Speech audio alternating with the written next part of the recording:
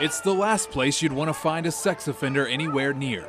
We monitor them the best that we can. Law is the law, but I don't know. I don't feel too comfortable about it. WNCN Investigates found a loophole that allows some offenders to live right by a school or daycare, and it's 100% legal. Right across the street. It's very shocking. The bottom line is we can only go by what the law says. State law restricts registered offenders from living within 1,000 feet of any school or child care center. We personally go out if we have to and measure, so we don't take it lightly. But there's a caveat.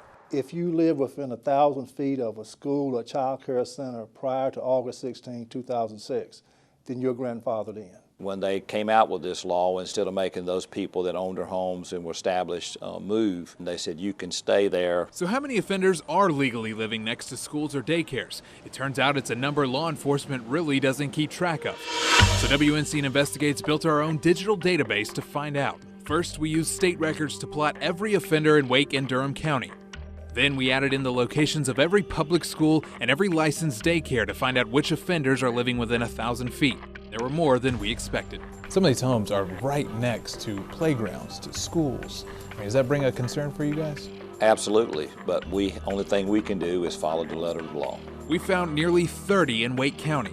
And in Durham, even the sheriff's office didn't realize how many were legally living next to schools. We have one person who's grandfathered in that we can determine, and that person is in prison. But then we showed him our maps. We found at least 20. Everyone you call, they're finding. So it's just not something that you guys keep track of? There's no system in place where you can just query it and see who's within 1,000 feet of a school who's been grandfathered in, no computer system.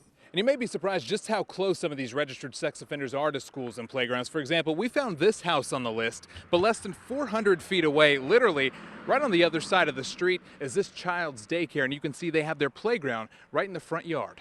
I'm so surprised. I can't believe it. My nephew has been going here for like 2 years, and my sister had a newborn baby who goes here. The state law says that he has a right to be there. So really there's nothing you can do at that point? Not according to, under the laws of the state of North Carolina, we cannot do anything. We also found this home in Raleigh. State records show a convicted sex offender lives here less than 100 feet away from this daycare. Were you aware that there was a sex offender right next door? No, I had no idea. How does that make you feel? No, that's too close. It's right across the street. That's entirely too close. We got a full-fledged daycare, and they play on these playgrounds all day long. I mean, I understand that they're watched and they're under care, but you're talking about the safety of kids, defenseless kids at that. The bottom line, even if these parents wanted these offenders to move, There's nothing I can do about it. Nothing. For the latest WNCN uploads, subscribe or click here.